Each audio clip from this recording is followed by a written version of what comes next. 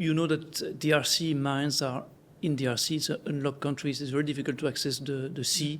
The cost to bring the cargo is almost as expensive as the cost of the cargo itself. So with Lobito Atlantic Railway, we are offering a full logistics solution from mine to port and from port to mine. So it's not only a transport on the rail, it's not only border crossing, it's not only documentation. We're offering the full service.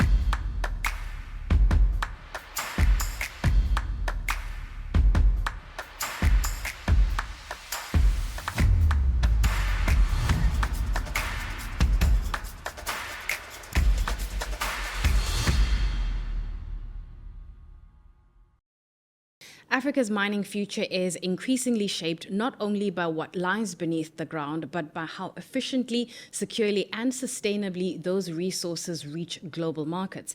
In that context, the Lobito Atlantic Railway represents far more than a new logistics route. It signals a potential shift in how African mining thinks about resilience, competitiveness, and strategic risk.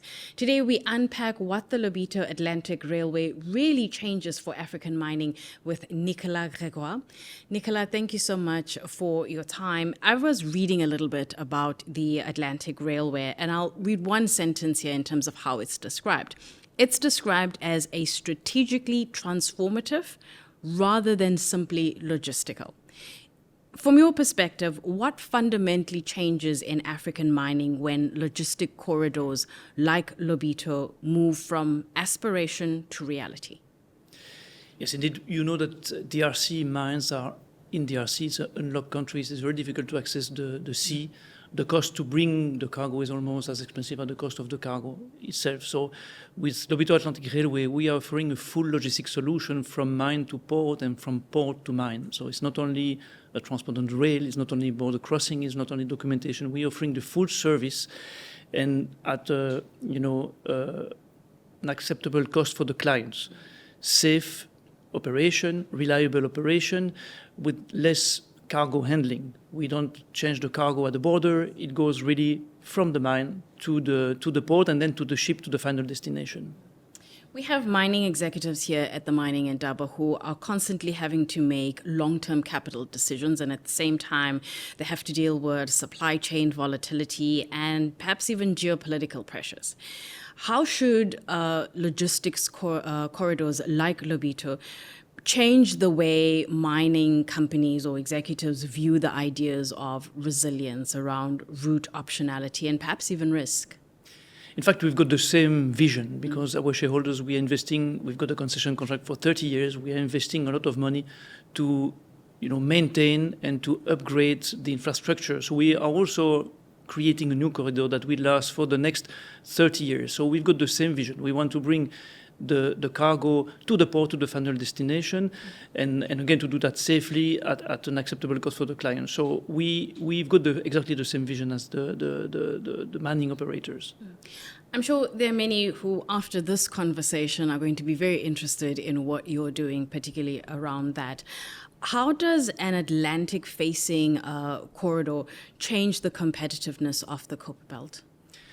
Again, as I said, I will speak first of distance because we are, of course, Kolwezi, where most of the mines in DRC, copper mines are located, is very close to the Lobito port. We speak about 1,700 kilometers. When if you go to Durban or to Dar es Salaam, you go to 3,200, 2,500. So we've got the short routes to a seaport. Secondly, the Lobito port is a port that has been also refurbished, renewed by the Angolan authorities, that has a lot of capacity. We've got two terminals. We've got our own mineral terminals, and we've got the terminal from ALT, LGL company. Mm-hmm. So it means that we've got a lot of capacity in terms of shipping. There will be no constraint in terms of shipping line, bringing containers and exporting containers. When you're having conversations with other CEOs in the mining industry, what are some of the behind-the-scenes discussions in terms of how they're viewing route diversification? Yeah, today we are coming with a new solution because we started only 2 years ago offering a growing service. Our capacity is still limited because we need to invest in the infrastructure, we need to invest in rolling stock, we need to invest in the people. So we've got an increased capacity from 60,000 tons in 24 to we want to achieve close to 500,000 tons on international traffic in 27. So we need to now to show that we've got a reliable service that we can serve them. We started with some customers. Now we see the biggest customer coming also on our new logistics service.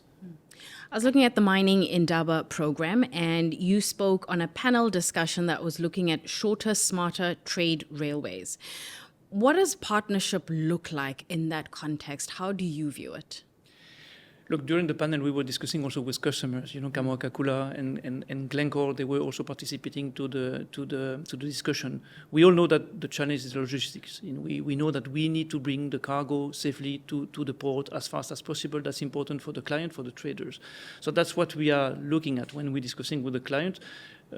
We are discussing about a lot of subjects. There's a lot of stakeholders in a corridor, from the client, the custom clearance, the authorities. We've got the DRC network. We've got also the Angolan network. So we need to be aligned to be able to offer the best service in the interest of the clients. How do you measure success and impact?